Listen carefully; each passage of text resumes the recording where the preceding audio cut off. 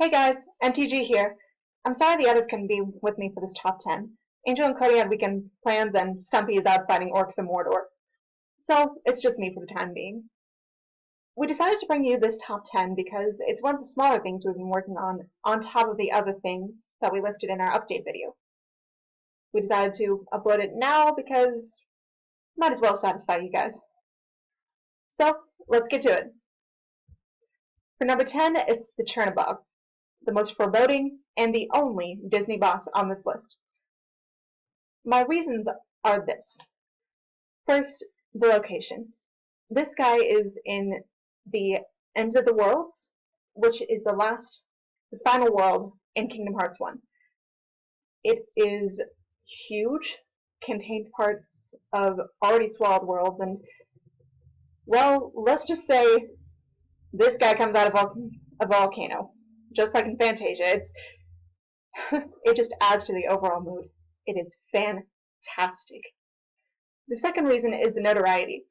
This guy is known as the Disney villain of all Disney villains.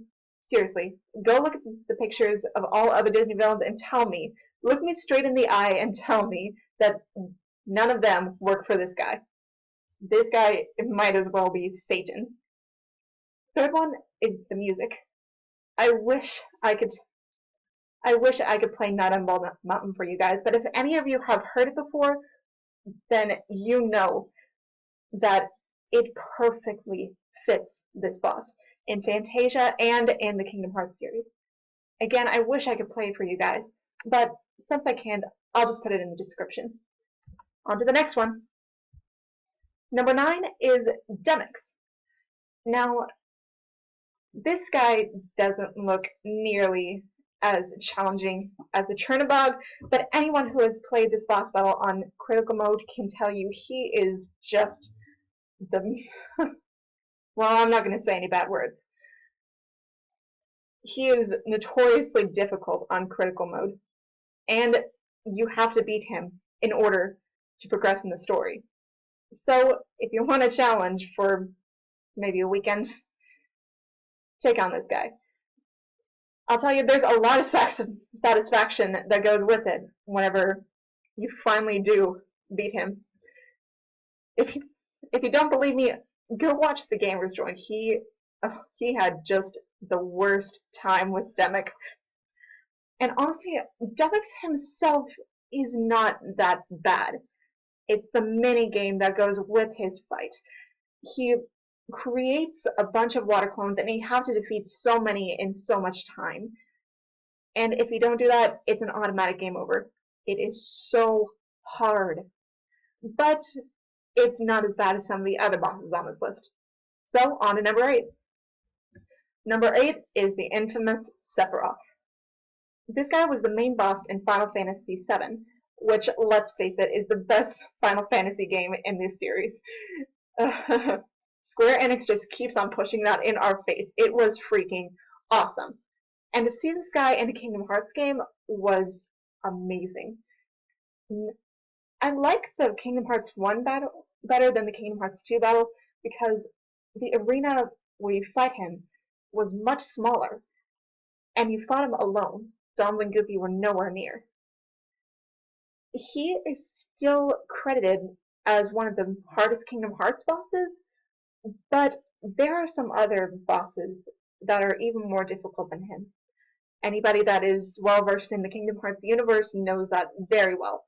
Nonetheless, he's still credited as being pretty difficult. And the music. Again, I wish I could play this for you guys, but go look up One Winged Angel. I'll put it in the description. It is fantastic. Just these big bosses, they always have fantastic boss battle music. It is wonderful. Number 7 is Ansem, Seeker of Darkness in Kingdom Hearts 1. I really don't like him as much in Chain of Memories or Dream Drop Distance as I did in Kingdom Hearts 1, and that's partially because of the build-up. He is the final boss. You've gone through the end of the worlds, and you have made it to the final door, complete with a foreboding warning. You can't go back. You can't save once you start the boss battle. And the location. You go right back to Destiny Islands, a destroyed version of Destiny Islands. It's like nostalgia. And that pushes me to the second point. In Kingdom Hearts 1, this guy is the final boss. And just going back and playing that, oh my gosh, the nostalgia it brings. It's been over 10 years. In fact, it's been probably something like 13, 14 years since Kingdom Hearts 1 released. And oh my goodness, the nostalgia it brings. You know the feeling. You know the feeling. I have to say, while he is not as difficult as Sephiroth, and for the well-versed gamer, maybe not even Demux, he is pretty darn difficult, especially on your first run. He goes through a lot of forms. You can't restock your potions and things. It's pretty darn difficult. You only get one break, pretty much. But anyway, he's only number 7, so let's go on. Number 6 is Vanitas. And there's going to be quite a few Birth by Sleep bosses on here because that's my personal favorite title.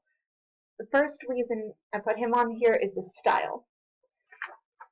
And it's both the mystery behind him and the fighting style.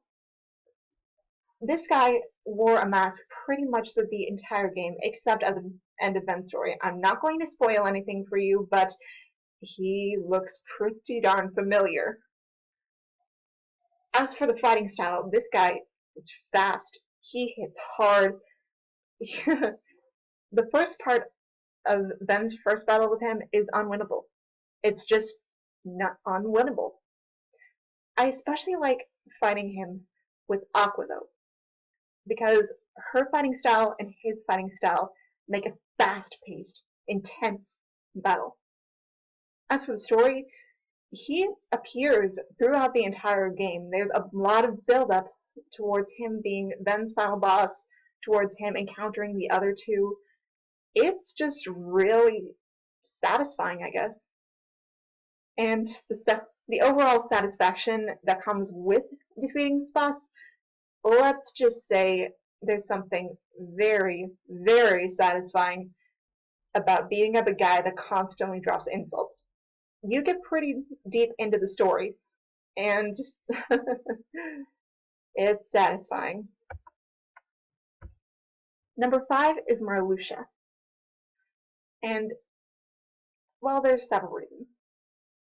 First, if you get at all into the Kingdom Hearts games, you know this guy, he made Sora pretty angry. That's because he was consistently beating up Naminé, using her as a human shield. It was pretty bad. Pretty darn bad. The mechanics of Kingdom Hearts Chain of Memories. Gosh dang it. The card mechanics. You constantly had to reload your cards, and you had to use a card for everything, and if you ran out of cards, you were defenseless. It was really, really bad. Those cards are the bane of my existence. Thank goodness the Kingdom Hearts crew didn't go back to those mechanics whenever 2 and 358 over 2 days roll around. Thank goodness. Thank goodness. Now, as you can see, Lucia may be considered one of the more effeminate Kingdom Hearts bosses, but honestly, this has a lot to do with Japanese culture. Lucia's element per se are plants, more specifically roses, and roses in Japan are the flower of death, which makes his boss design all the more foreboding, all the more just awesome. I'm not going to say any bad words, but on to the next one. Number 4 is Terranord for the Aqua fight. I really didn't like him for the Terra fight because he just wasn't quite as difficult. But there are 3 reasons I liked him here. First off was just the feels you get. Again, if you get invested in the Kingdom Hearts story, it is heartbreaking. Absolutely heartbreaking what happens to Terra Aqua and Ventus, as well as Roxas, Axel, and Shion. I mean, Aqua has to fight basically her colleague, her best friend, and in doing so fails her master completely. It is heartbreaking. Another reason I liked Terranort in Aqua's battle was, again, the difficulty. This guy is Terra's strength and Master Xehanort's style combined. All I can remember from the boss battle is cartwheeling, cartwheeling, cartwheeling, cartwheeling constantly. It is so hard. It's like, ugh. Number 3, there's this special attack that you do. If you get caught by the Guardian and you pull away, then the screen goes white and you appear in another stage, which is kind of a golden color. And at the end of that stage is the actual Terra. You have to get to him while avoiding the Guardian. And when you finally reach him, you press a button, and he does an attack to fight back against Xehanort's power. It's still kind of, it connects to the feelings. Just, oh. Anyway, on to number 3. Number 3, Lark Scene. Oh my gosh, I hated this one. First, the voice. Guys, just go to kh13.com, look up a Chain of Memories cutscene, listen to her voice. You will see what I mean. Oh my gosh.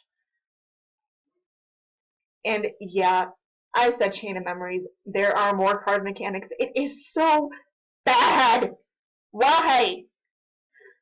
And the third reason, yep, you guessed it. It's pretty satisfying. She also beat up Nominate through the entire game, like literally slapped her across the face and sent her flying across the room, beat her up. And it's satisfying. It's satisfying. Oh my gosh. Before I get too carried away, on to number 2. Number 2 was the Vanitas Remnant. Now, you remember how I said Vanitas was fast and he hit hard?